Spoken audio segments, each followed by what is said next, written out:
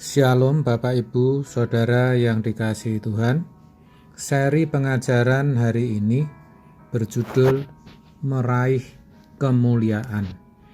Saudara, dalam Roma 3 ayat 23 dikatakan bahwa semua orang telah berbuat dosa dan kehilangan kemuliaan Allah. Itu berarti sebelum manusia jatuh ke dalam dosa, kemuliaan Allah itu ada dalam dirinya. Tetapi oleh karena dosa, kemuliaan itu hilang. Maksudnya, manusia meleset dan tidak lagi memiliki ketepatan dengan pikiran dan perasaan Allah. Akibatnya, manusia menuju kepada kebinasaan dan tidak bisa lagi beroleh hidup yang kekal, serta bersekutu dengan Bapa di surga.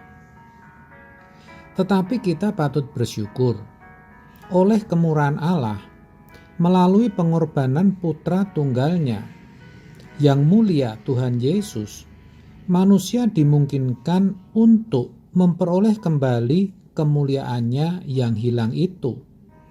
Sebagai orang percaya, kita harus menyadari akan hal ini. Maksud saya, adanya peluang atau kesempatan untuk memperoleh kembali kemuliaan yang hilang itu, untuk dikembalikan ke rancangan Allah semula, untuk kembali menjadi serupa dengan Allah. Dan kalau kesempatan itu ada, kita harus meraihnya. Pertanyaannya, bagaimana caranya? Ini penting, saudara. Saya katakan penting karena kalau kita sudah menerima anugerah keselamatan di dalam Kristus Yesus, maka meraih kemuliaan itu bukan lagi pilihan, tetapi suatu kewajiban yang harus diselesaikan dengan penuh tanggung jawab. Kalau di dalam Filipi 2 ayat 12 dikatakan, kerjakan keselamatanmu dengan takut dan gentar. Itu berarti kita harus meraih kembali kemuliaan yang hilang itu. Meraih kemuliaan merupakan opsi satu-satunya bagi kita. Tidak ada dan tidak boleh ada opsi lainnya. Jadi sekali lagi, pertanyaan yang harus segera dijawab adalah bagaimana kita bisa meraih kembali kemuliaan yang hilang itu. Dalam Roma 8 ayat 17 dituliskan demikian. Dan jika kita adalah anak, maka kita juga adalah ahli waris. Maksudnya, orang-orang yang berhak menerima janji-janji Allah, yang akan menerimanya bersama-sama dengan Kristus, yaitu jika kita menderita bersama-sama dengan Dia, supaya kita juga dipermuliakan bersama-sama dengan Dia. Saudaraku, dari ayat ini kita bisa tahu bahwa jika kita adalah anak, tentu yang dimaksud di sini adalah anak Allah yang berkenan, ya saudara. Kita kelak berhak menerima janjinya, yaitu dipermuliakan bersama-sama dengan Kristus, yaitu jika kita menderita bersama-sama Dia. Artinya, kemuliaan yang hilang itu bisa diraih ketika kita bersedia menderita bersama Kristus. Kalau Tuhan Yesus mengalami penderitaan oleh karena melakukan kehendak Bapa dan menyelesaikan pekerjaannya, Yohanes 4 ayat 34, maka kita pun juga harus mau menderita demi melakukan kehendak Bapa. Begitu, saudara.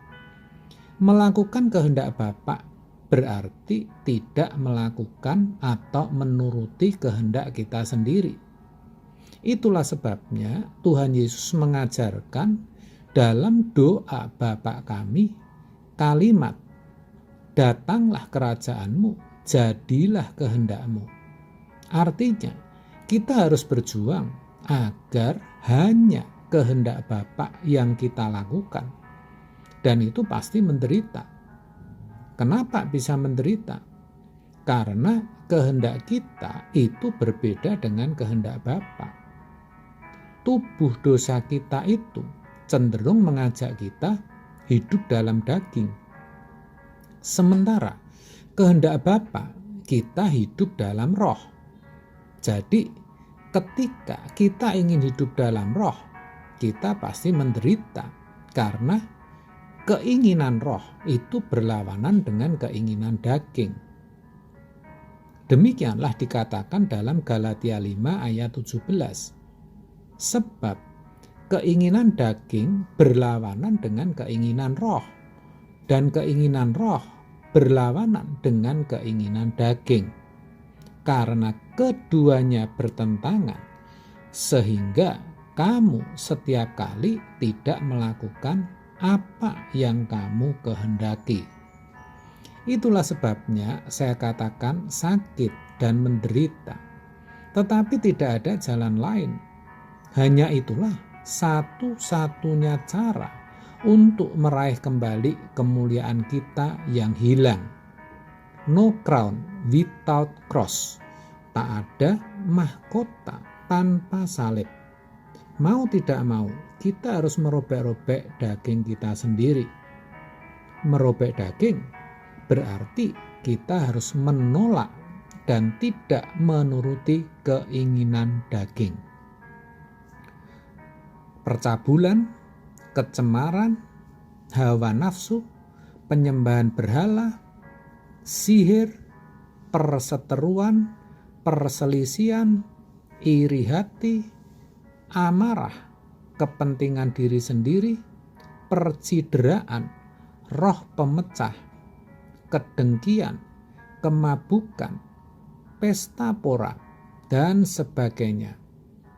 Terhadap semuanya itu kuperingatkan kamu, seperti yang telah kubuat dahulu, bahwa barang siapa melakukan hal-hal yang demikian, ia tidak akan mendapat bagian dalam kerajaan surga.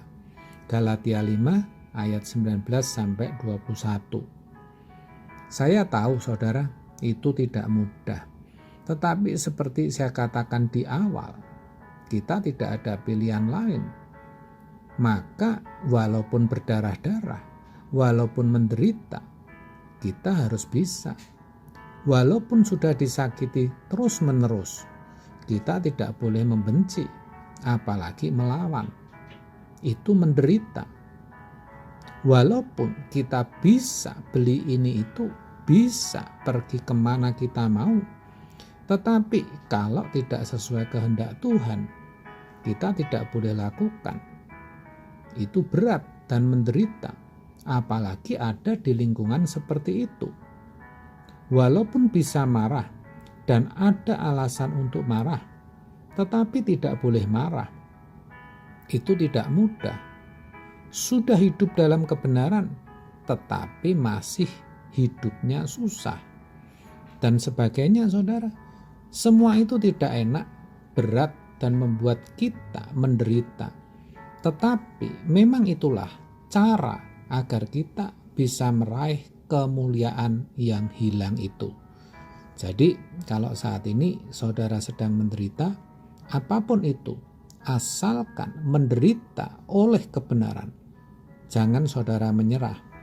Karena sesungguhnya saudara ada di jalan yang benar, menuju kemuliaan. Amin. Tuhan Yesus memberkati.